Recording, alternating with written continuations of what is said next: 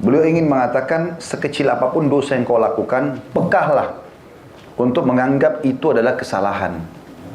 Kalau orang biasa melatih ini bagus. Misal contoh, dia berbuat kesalahan apapun. Misal suami istri, atau anak kepada orang tua kepada anak, sahabat pada sahabatnya, pegawai kepada atasannya, atau kepada pemilik perusahaan. Sedikit apa saja kesalahannya dia hati-hati. Contoh saya pernah sampaikan di pengajian, dan ini juga saya sampaikan kepada teman-teman yang bergabung bersama saya di kantor. Kalau kita punya akad di kantor, misal tanda tangan, masuk mulai kerja jam 8 pagi, keluar jam 5 sore. Itu akad kita. Apa kata Nabi SAW? Al-muslimuna ala syurutihim. Orang muslim harus patuh dengan syarat yang disepakati. Akad tanda tangan berarti kita harus patuh. Kan gitu. Sekarang kalau ada seorang pegawai datang telat, dia datangnya jam 8:15 menit misalnya. Berarti 15 menit itu tidak halal diambil gajinya sampai dia minta keridhaan pemilik akad, pemilik pekerjaan. Jangan kita bicara 15 menit, 1 menit saja. Karena kan akadnya kita jam 8. Bagaimana caranya? Datang minta. Tadi saya telat, saya datang jam 8:15 menit. Maka apa konsekuensinya dari perusahaan? Oh, Anda harus lembur nanti, pulang jam 5:15, oke? Dipotong gaji, baik. Kalau kita alasan macet, kalau semua orang alasannya macet, maka tidak akan pernah ada orang yang kerja on time. Kalau gitu keluar lebih cepat misalnya. Kecuali betul-betul kena udzur syar'i ya. Saya pernah berbicara dengan seorang sahabat saya di Madinah. Dosa saya sebutkan namanya, tapi sahabat dekat saya. Kadang-kadang saya kalau datang umroh, terutama kalau Ramadan biasanya bimbing umroh, saya sering motivasi teman-teman saya walaupun yang di sana. Kalau pertama telepon tanya, Assalamualaikum apa kabar segala macam, saya bilang, sudah umroh Ramadan akhi? Kadang-kadang pertanyaan itu saya lemparkan. Oh belum Khalid umroh. Kenapa? Jawabannya teman saya dulu, Makkah zahmah, bahasa Arab ini. Maksudnya Makkah itu penuh sekali, padat Ramadan gitu kan. Terus saya bercanda sama dia. Saya bilang kalau ente mau tunggu Makkah kosong, nggak akan terjadi sampai hari kiamat. Hah? Kalau alasan tidak umroh, tidak haji karena padat tawaf, terus kapan mau kosong? Mau tunggu bapak ibu sendirian di situ? Nggak bakal ada, gitu kan? Itu bukan alasan. Toh setelah kita masuk ke tempat tawaf, walaupun padat, saya berapa kali perhatikan sama jemaah, saya bilang yang penting niat kita ikhlas bapak ibu sekalian, kita niat juga tidak desak orang akan mudah. Saya kemarin Oktober sempat bimbing umroh akbar, Masya Allah yang ikut sama kami 520 orang. 13 bus, gitu kan. Masuk tempat tawaf, saya sampai kaget tempat tawaf itu. Kosong, di depan saya kosong. Saya lagi bimbing di depan, kayak kosong. Ada orang tawaf, tapi kayak kosong, kayak mudah sekali. Padahal ini di belakang saya 500 orang ini. Di tempat tawaf, di tempat sa'i, Masya Allah mudah. Allah SWT bisa mudahkan itu kan. Jadi jangan selalu jadikan alasan itu. Saya bilang sama teman saya begitu tadi. Kalau ente mau tunggu Mekah kosong, ini nggak bakal mungkin kosong itu. Mustahil gitu. Harusnya difahami poin-poin seperti ini tentunya ya. Jadi kita harus memicu diri kita sendiri untuk bisa berubah. Ingat, Allah tidak akan mengubah kita sampai kita mau mengubah diri kita sendiri. Allah mengatakan dalam Al-Quran, A'udzubillahi minasyaitonir rajim, Innallaha la yughayyiru ma biqaumin hatta yughayyiru ma bi anfusihim. Allah tidak akan mengubah nasib satu kaum sampai mereka mengubah nasib mereka sendiri. Kemudian di sini dikatakan diangkat ayat beliau, salah satu ciri orang yang sudah bertaubat, mau kembali ke jalan Allah, atau dia anggap dosanya itu besar bagi dia, mereka tidak pernah meninggalkan sholat malam, dan mereka juga selalu beristighfar di waktu ashar. Ya, bukan waktu asar, ashar. Ashar itu sahur, waktu sahur. Ya. Jadi di waktu akhir malam. Kalau saya bapak ibu, misal subuh jam 5, kita bangun jam 4 sholat tahajud misalnya.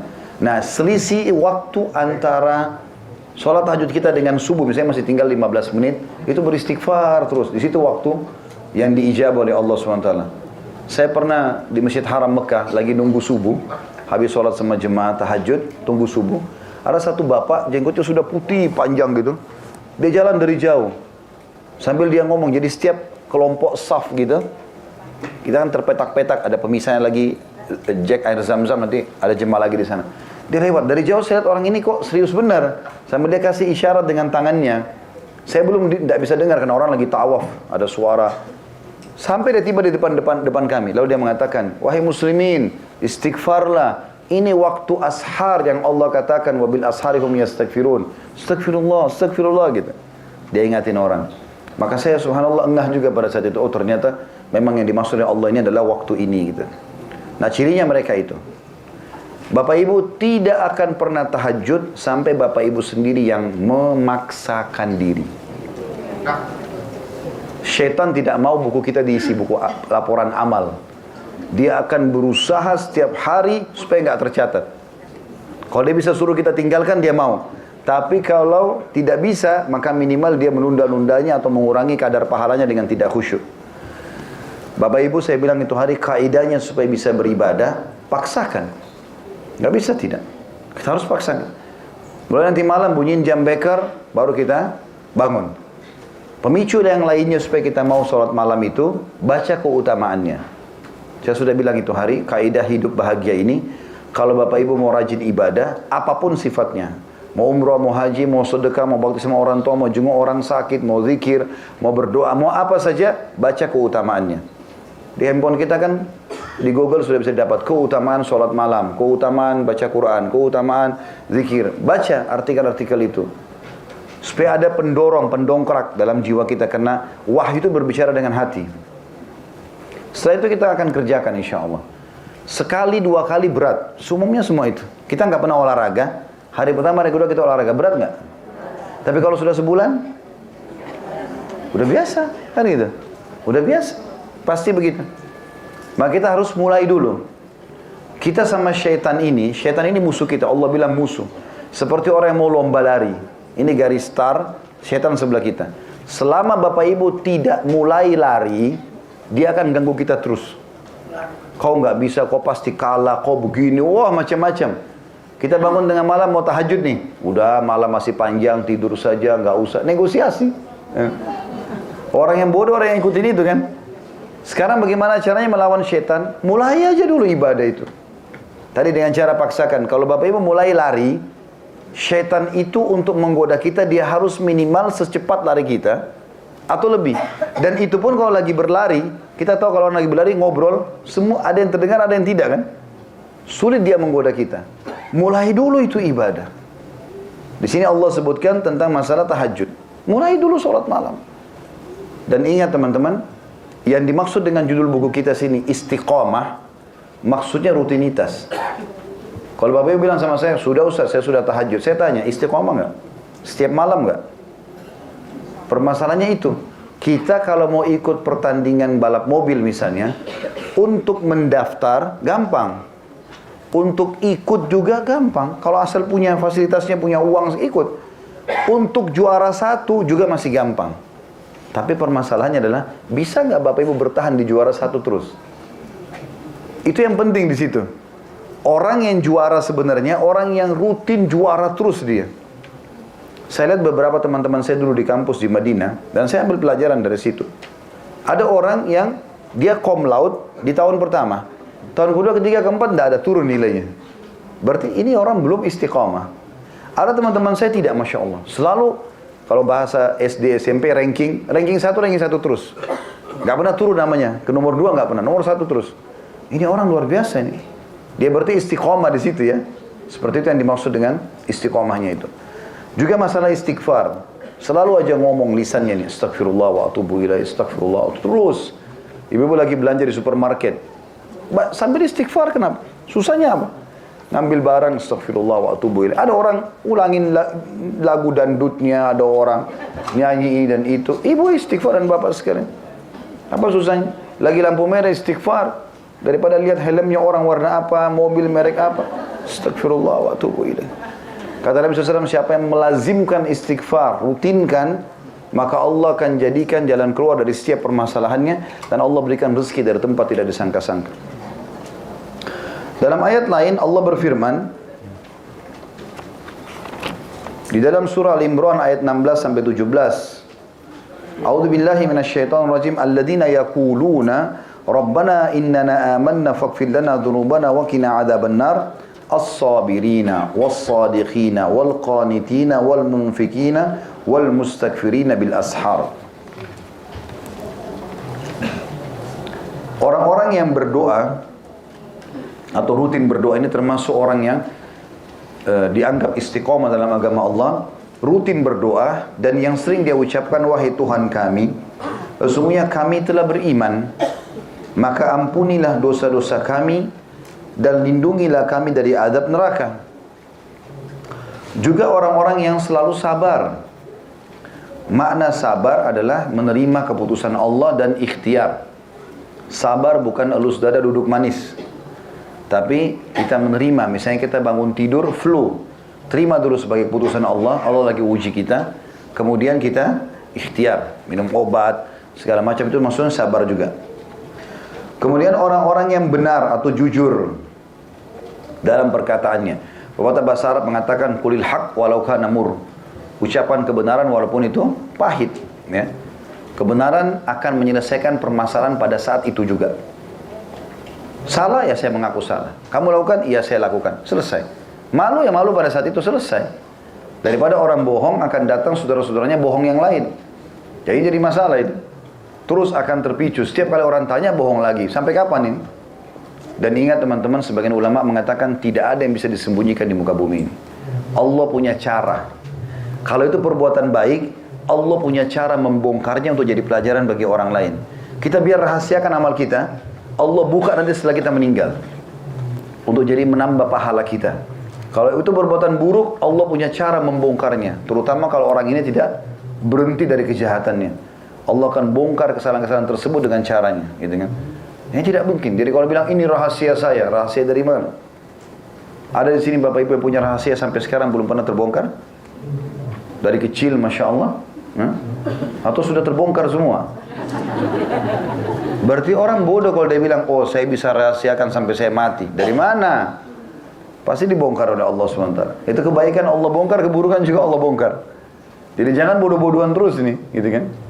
Lebih baik berkata jujur. Selesai. Pada saat itu kita berkata, pahit iya, tapi clear. Kau lakukan, iya saya lakukan. Kan selesai. Konsekuensinya apa? Ya sudah hukuman, ya sudah jalani. Atau dimaafkan, kan clear.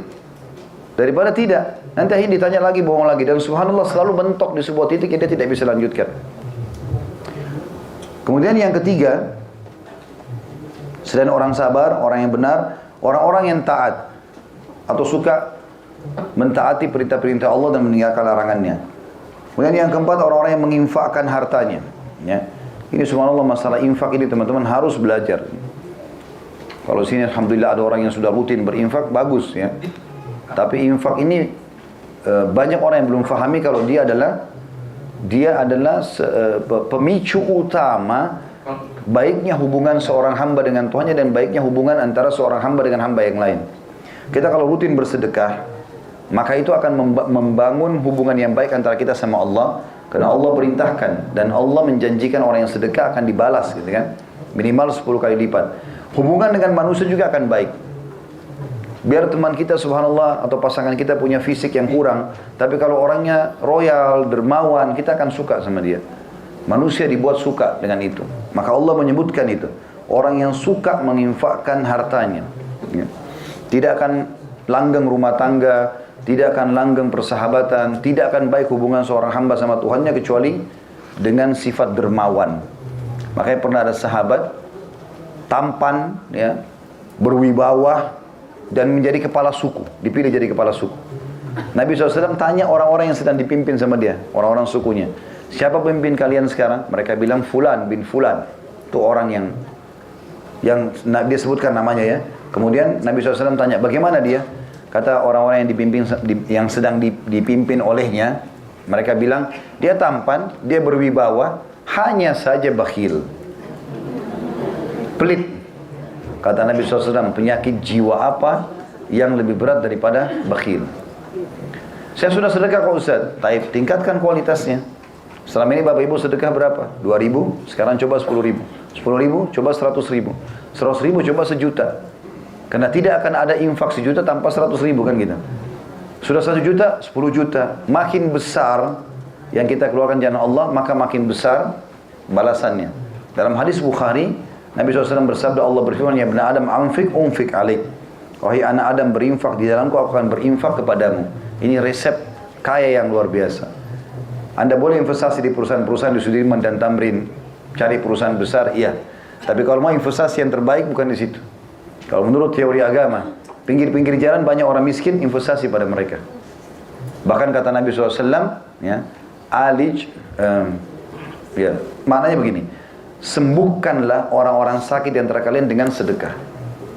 Berinfak, niat untuk sembuh, maka bisa sembuh. Bisa diobati semuanya. Dan juga akan mendatangkan banyak balasan rezeki. Selalu saja berinfak yang terbaik.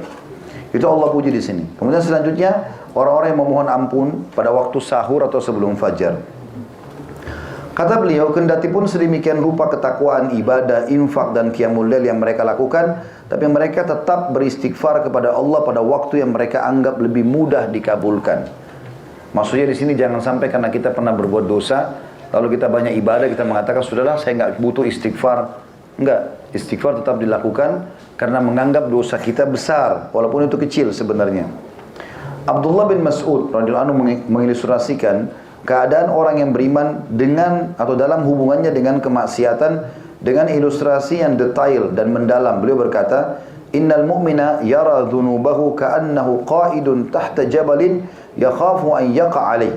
Wa innal fajira yara dhunubahu kadhubabi marra 'ala anfi." Faqala bihi hakadha. Qala Abu Syihab biyadihi fawqa anfi. Kata Abdullah bin Mas'ud, sahabat Nabi yang mulia radhiyallahu anhu, orang beriman melihat dosa-dosanya seolah-olah dia duduk di bawah gunung. Dia takut gunung tersebut menimpahnya. Jadi walaupun kecil dosanya, dia seperti duduk dan gunung ini sudah mau menimpa kepalanya. Seperti sesuatu yang besar. Sementara orang yang suka berbuat dosa atau fasik, melihat dosanya walaupun besar, hanya seperti lalat yang lewat di atas hidungnya. Dia hanya melakukan begini. Ibnu Syihab yang meriwayatkan hadis ini menggambarkan, yakni mengibasnya atau mengibaskan tangannya di atas hidungnya. Jadi orang yang suka berbuat dosa, walaupun dia sudah buat dosa besar sampai membunuh orang, sampai memerkosa dan segala macam, dia lihat cuma seperti lalat hinggap di hidungnya lalu dia usir seperti ini. Jadi kayak kecil sekali bagi dia. Ini gambaran tentang perbedaan antara orang mukmin yang takut sekali dengan dosa walaupun kecil seperti gunung yang besar di atas kepalanya akan menimpanya, sementara orang fasik justru menganggap dosa besar hanya seperti lalat yang hinggap di hidungnya. Ibnu Abi Jamrah mengatakan hikmah dalam penyerupaan dosa dengan gunung ialah bahwa hal-hal yang membahayakan selain gunung ada kalanya diperoleh faktor yang menyelamatkan darinya. Berbeda dengan gunung apabila menimpa seseorang, maka biasanya dia tidak dapat selamat darinya. Maksudnya di sini Abdullah bin Mas'ud berikan gambaran seperti gunung yang akan menimpanya. Itu untuk memberikan gambaran, walaupun dosa kecil pasti akan ada hukumannya. Maka bagaimana seseorang berusaha menyelamatkan diri dari timpahan gunung tersebut. Ya. Al-Muhib At-Tabari berkata, ini hanyalah sifat orang yang beriman karena begitu takutnya kepada Allah dan hukumannya. Karena ia merasa yakin dengan dosa-dosanya dan tidak yakin mendapatkan ampunan. Sedangkan orang yang suka berbuat dosa sedikit pengetahuannya tentang Allah. Karena itu kurang rasa takutnya dan menganggap remeh kemaksiatannya. Saudaraku yang mulia, kata beliau, jika aku letakkan diriku juga dirimu pada timbangan Ibnu Mas'ud radhiyallahu anhu dan bagaimana kita melihat kemaksiatan dan dosa-dosa kita, maka kita termasuk dalam timbangan yang mana? Apakah kita termasuk mereka yang melihat dosa-dosanya laksana gunung, ataukah termasuk orang-orang yang melihat dosanya seperti lalat? Maksudnya penulis ingin mengajak kita berpikir, kalau Bapak Ibu yang sedang membaca tulisan beliau ini menganggap bahwasanya semua dosa yang pernah kita lakukan, gak apa-apalah, cuma begitu, kamu terlalu alim, misalnya dia justru menghardik orang yang mengingatkannya, berarti kita termasuk orang-orang fasik menurut Ibnu Mas'ud. Tapi kalau kita berbuat sedikit kesalahan saja, misal contoh, para salafus soleh itu, mereka kalau telat sholat subuh saja di masjid, kata Abdullah bin Umar radhiyallahu anhu, beliau berkata, saya pernah membuat dosa kecil, tapi beliau tidak rincikan dosanya. Itu sudah cukup membuat Allah mengharamkan saya sholat subuh berjamaah di masjid sebulan. Dia anggap hilangnya kesempatan berjamaah, bangun tiba-tiba sudah terbit, itu ada dosanya. Para salafus saleh lebih pekah lagi. Mereka menganggap kalau mereka lewat di sebuah tempat tercium bau bangkai atau bau busuk, langsung istighfar kepada Allah. Dia jalan kesentuh kakinya batu, istighfar kepada Allah. Dia yakin itu peringatan. Itu yang Allah sebutkan tentang Nabi Daud alaihissalam. Nabi Daud pernah duduk di singgasananya, lalu Allah lemparkan bangkai. Begitu lihat saja, kena matanya dia sesuatu tidak dia suka, langsung Nabi Daud sujud. Tidak angkat kepalanya sampai Allah datangkan Jibril alaihissalam. Mengatakan, hai Daud, sesungguhnya Tuhanmu hanya mengujimu. Begitu mereka pekahnya. Kita subhanallah cium bau bangkai, lihat makanan basi, nggak peduli, gitu kan. Padahal semua itu semua peringatan dari Allah Subhanahu wa taala.